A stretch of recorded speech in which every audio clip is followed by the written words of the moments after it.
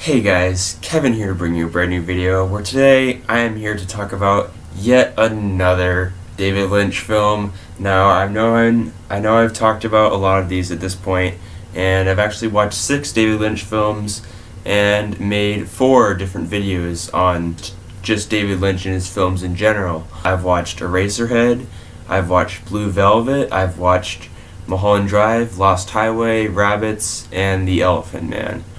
Now, Blue Velvet is the film I want to talk about right now because I just saw it recently and I really want to break down what I thought of it.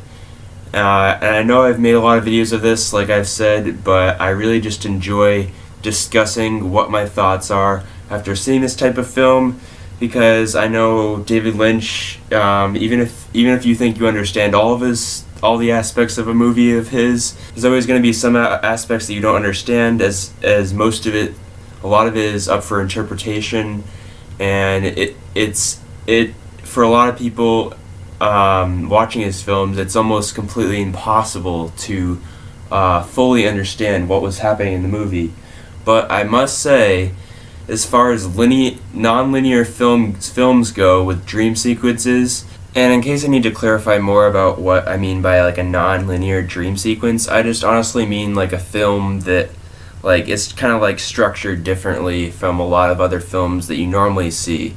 I mean, it's just the plot is just like everywhere, and like what happens here may be what happens later, or what happens in the middle might be a dream, or it's just that concept that he uses a lot, that I think this one was the easiest out of all of them to understand, that use that type of concept of storytelling in film.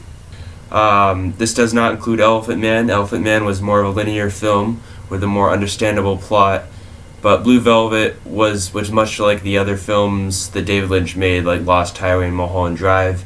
It had like a dream sequence like plot, and everything was kind of like all over the place.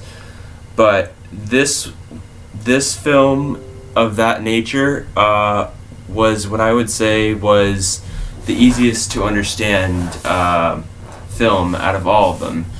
Now, I want to talk about what I thought kind of happened in that movie and what I thought was being displayed. So first, let's talk about what happened in that movie. It was about this guy named Jeffrey who had piqued a curiosity for this girl based on this vision he saw through an ear. Now, little did I know that this would be a vision within a vision, at least I think, which I think is insane. But the vision he had through the ear was basically of him trying to research this guy, but you'll find out later why he had that vision when I explain it to you, explain what happens throughout the movie. Now, in this vision, David Lynch might not even been going for this, to be honest, but in this vision, I kind of see it like Jeffrey kind of made his own desirable outcomes as to like when he interacts with people and like the things he says, as opposed to the real world, or the world outside of that ear, at least for now. At least I thought, but it's the world outside of that vision.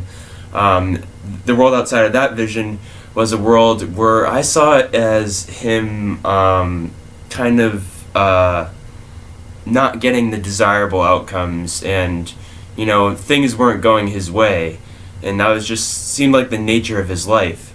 But in this vision that he saw in this ear that was cut off, everything was desirable for him. Everything was happy. It was almost like he was living his dream, and that's why he wanted to pursue that. Because in the vision, this girl named Sandy, or Sandra, whatever her name is very attracted to him and very consenting towards him as far as liking him. She even thinks one of his corny jokes is funny. I mean, it just seemed like everything was going right compared to what happened in the movie, compared to what happened in the rest of the movie.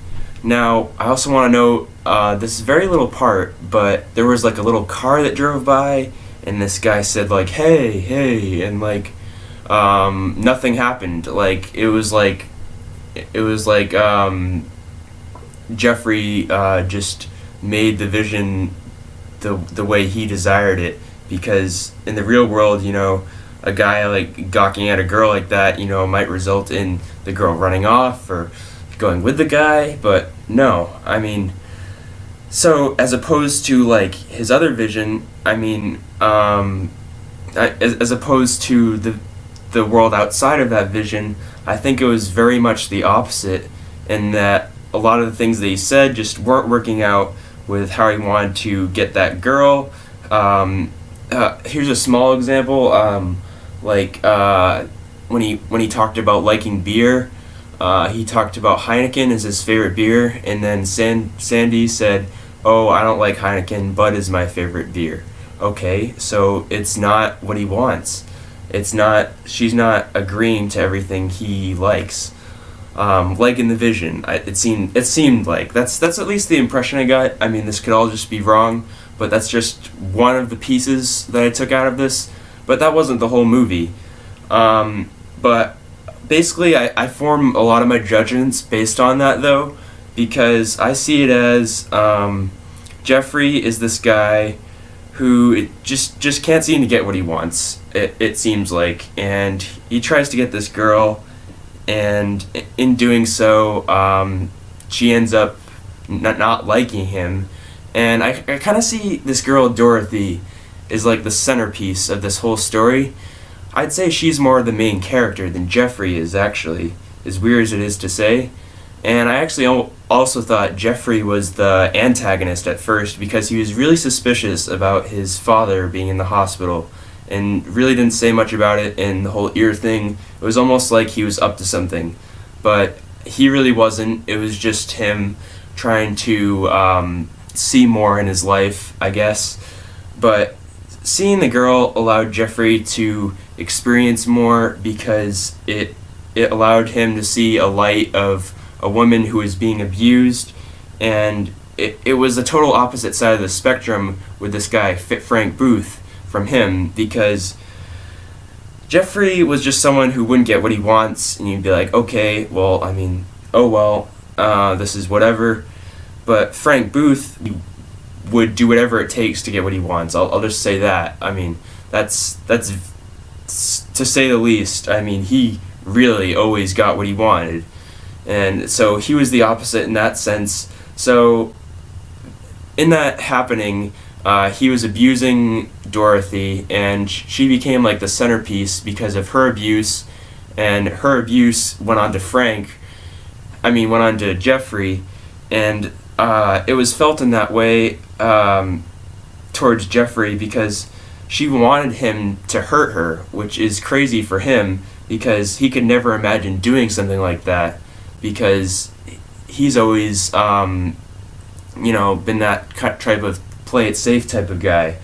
But it's, when you think about it, it's two opposite sides of the spectrum.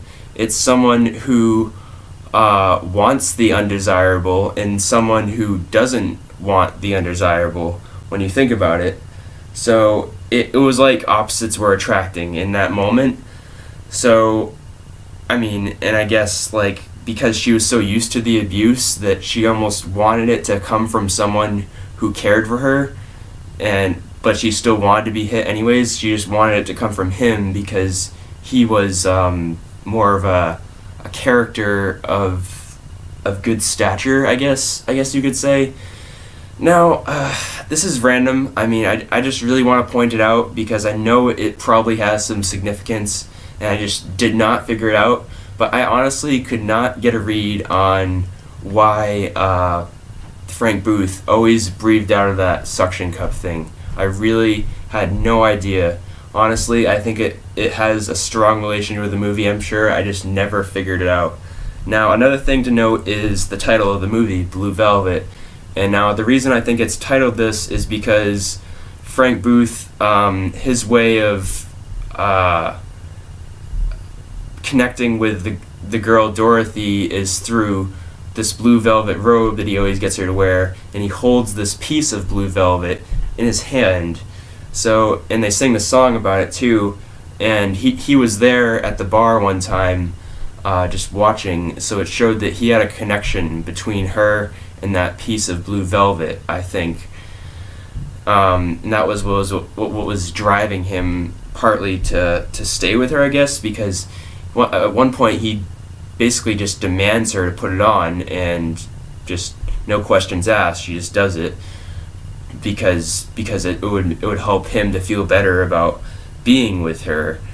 But I mean, but then the crazy part happens, which threw me a curveball. But I must honestly say, this, like I said, this was the easiest David Lynch film for me to understand as far as like the weird non-linear dream sequence plots go. But the curveball was thrown was that this was all just a vision. Even though there was a vision within the vision, this was all just a vision of Jeffrey gaining a learning experience from this, and with his real girlfriend Sandy, who was his girlfriend in the vision, but was having inner conflicts with because of Dorothy being with him, and she made it so obvious that she wanted to be with him. It was insane. I mean, it was just ridiculous, like how she tried so hard to like blow up their relationship, but luckily they managed to work it out because Sandy just figured out that Jeffrey didn't have any intentions of being with her, so that was good. But I mean, I just have to say though, like it kind of sucked because of my school's shitty internet. Honestly, I watched this movie 1 hour and 53 minutes in. The movie was 2 hours. At 1 hour and 53 minutes, it started pausing, and the internet started going in and out. So you can imagine how frustrating that is. And this was one of the few David Lynch movies that had a very big climax at the end with, spoiler, obviously, him killing Frank Booth, which I think was pretty crazy that David Lynch went all out and just creating that ultimate ending of him just dying. But I have to give my interpretation of the man in the yellow suit. This was one of those weird ones that was kind of like a mystery to me. But in theory, I think the man in the yellow suit was a setup for Frank Booth to get closer to Dorothy. I'm not sure if he was the husband, but I think he might have been. I'm not positive. It could have been the other guy who was shown at the end. There was 2 guys that were shown at the end who were killed. Now, okay, this is where it gets interesting though, because I think this is how Jeffrey got to where he was, by seeing inside that ear. Because at the end, towards the end of the movie, they show a guy and he has his ear cut off. Now, so when you think about it, his ear was cut off, and he found an ear at the beginning that allowed him to see all this and further investigate everything. At least I think that's how that's how I see it. It helped him to it motivated him to pursue this whole case. But I think either the yellow man in the man in yellow suit or the other guy was Dorothy's husband, and Frank used them to get closer to them. And the man in disguise was actually Frank Booth, which I didn't know at first, actually. I mean, like, I should have seen it coming, but yeah, Frank Booth, I think, was just using them, honestly. I don't think they were bad guys remotely, those 2 guys. I just think they were like chess pieces for Frank to move towards getting to Dorothy. And if I had to say, like, which character do I think is the most, like, good, I would actually might say Dorothy's husband, as crazy as it sounds, because he was actually the innocent one. So it's possible that the man in the yellow suit could have been the least bad character. But that's not to say Jeffrey was a bad character. I think he did have good intentions, but at times it seemed like there was like darkness inside of him. I don't know. Okay, so one other thing to add was the fact that at the end of the movie they showed the woman who is in the vision, who is the woman Dorothy, who is being abused by the guy by the name of Frank Booth. Now, in the vision, she actually struggles with her kid and husband, and has a rough situation in life in the vision, and is controlled by Frank Booth, and doesn't get much time with her kid. She does get to see her kid at one point, but besides the point is, at the end of the movie, they show her happily with her kid. So I think the message of this movie is just like, it shows that the undesirable outcomes can help teach us lessons in real life, like the vision that Jeffrey had about that woman not having a good life with her kid, even though she did have a good life with her kid in real life. So it was kind of like a learning experience for Jeffrey by showing him the negative turn of events that can happen. So I think that's what I could get out of it in that sense. But I think the whole point of this movie was to see how it was to teach Jeffrey a lesson about like how we fulfill our wants and desires in life in general. It's really hard to say like what the exact message in that is, but I think it's just about like trying to how we go out and get what we want, and just what motivates us to do that.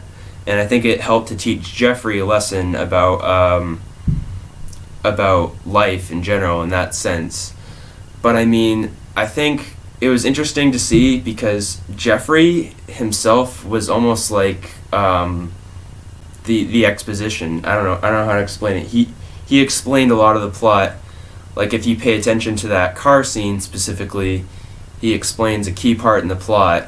I can't even remember what he specifically said, but there's a car scene where he sits down. Oh yeah, he sits down with her and tells her about how Dorothy married Don, and Frank was using that against her to get closer to her. So that was like a key part. Like him explaining stuff actually helped me to better understand it somewhat. But I mean, I could be wrong on a lot of these interpretations, but I think honestly, even if I'm completely wrong or somewhat wrong, I think this is probably the easiest David Lynch movie to understand, aside from Elephant Man. But I really did enjoy it though. I thought it was a really fun film to watch. Either way, I mean, with all the action taking place, and I really liked the plot too. I thought it was very intriguing to see. Everything that went on. Dennis Hopper was pretty creepy, I will say, but he wasn't that big of a character though. He was just like that guy on the side that was doing weird things to this girl, but he was creepy, I will say. But that's gonna do it for this video, guys. I hope you guys did enjoy. I really did enjoy this movie, and I'll have to see what other people thought about what message was being conveyed in this movie, and see what other people thought about it. But I hope you guys have enjoyed this video, and make sure to leave a like if you have enjoyed, and I'll see you guys in the next video.